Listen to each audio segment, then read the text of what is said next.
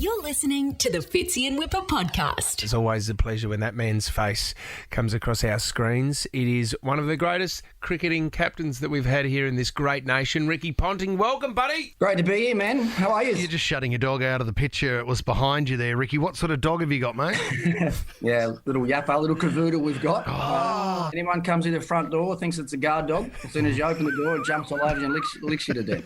What about this, punter, can I ask? Because we've been celebrating Ryan James Fitzgerald, and he still currently holds the under-9s long jump record at 4.73 metres. Huge jump for a long kid. Under-9s national still got it. No kid's got near it, punter. I'm really proud of that. What year was that? 86? 1986. Yeah. What happened then? You stopped growing or something, did you? Why didn't you keep going up the... Well, I did. I started growing, punter. Unfortunately, I did, and then had growing pains, and then that was it. My career was done at the under-12s. It was all over, done and dusted. You had a couple of records in the backyard with your brother. What's the biggest score that you made with your brother in the backyard, Ricky? Oh, I had to be a little bit nice to him to get him to keep coming back, to get him to keep rolling to me. So, it wasn't unusual for me to bat for 2 or 3 weeks at a time in the backyard, and then I'd eventually let one go that had clipped the stumps, and then I'd give him a bat and I'd knock him over first or second ball and I'd go back and I'd wake up.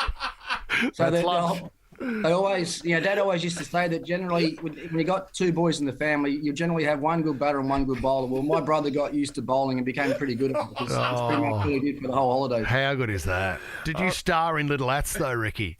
No, it wasn't that. Athletics wasn't my real goal. I was a bit heavy in the legs to be a great runner. We actually grew up on bikes. My brother and I raced BMX bikes. That was awesome.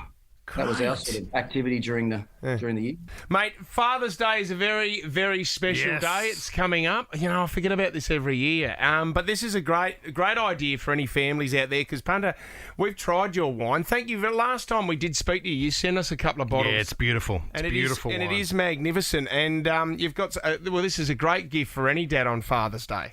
Yeah, look, we've been doing this for 2.5 years now, boys. Rihanna and I sort of started our own journey into the Australian wine industry 2.5 years ago. It just happened to coincide with when lockdown and COVID hit Victoria. Is that a good thing or a bad thing? Well, it wasn't the ideal time to launch, but as far as wanting to sit home and have a drink was probably a pretty good time. So a lot of people actually rushing out and buying wine at that stage. So, yeah, look, it's been a great journey for us to work on, a passion project together, which is, something we've never really done before in business life. We've had our own charity foundation that we've had a lot of success with and worked on together, but now with our own wine label, it's been, great fun. And what we tried to do with the brand is tell a bit of a story of me and my upbringing and where I'm from, and also tie a bit of cricket into it. And Ben Riggs, you probably know, Fitzy, from South Australia, based up in McLaren Vale. He's our winemaker. So part of the story is tying sort of South Australia in with Tasmania as well. We've got 2 Tasmanian wines in the range, a Pinot Noir and a Chardonnay. And the particular wine that you're talking about there, the 366, which is our icon wine, is just the big one. Just won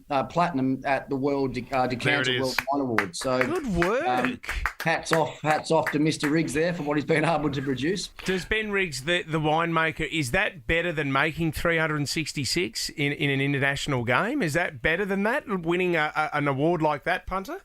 Yeah, 366, Fitzy, it's the icon, as I said, the icon wine of the range. It was actually my test playing number. So I was the 366th player to represent Australian Test cricket. Beautiful. Love it, buddy. It's great for Father's Day. It is perfect for Father's Day. Hey, punter, we know how busy you are, but, mate, we've actually been able to convince Anthony Albanese. Mate, we've done this a couple of times before, but we are having a backyard cricket match at Kirribilli House, which, mate, I don't know if you would have been there with the cricket team before, wouldn't you? Yeah, we used to go there every New Year's Day, it used to be, I think. That's right. That was the annual event. Well, our game takes place on that flat down the bottom there. So if you can get down the hill, then you're ready to go. But we would love you to be part of it this year. Tommy, are we locked in for November? Is that when we're looking? I think it's going to be October, around the middle of October, Webb. Yeah. You're not going to be away, Ricky. We'll ask to see where you are around the time, but we're going to get a few ex-cricketers and a few people involved this year to raise some great money. Yeah, we'll stay in touch, boys. If I can make it over there, I'd love to be a part of it. Bring some wine. We'll rip into it. You're a legend. All right, for anyone out there, go to pontingwines.com.au and you can purchase some great wine for Father's Day there. It's always a pleasure to have you on the show, punter. Thanks for coming on. Thanks, man. Thanks for having me. You're listening to the Fitzy and Whipper podcast.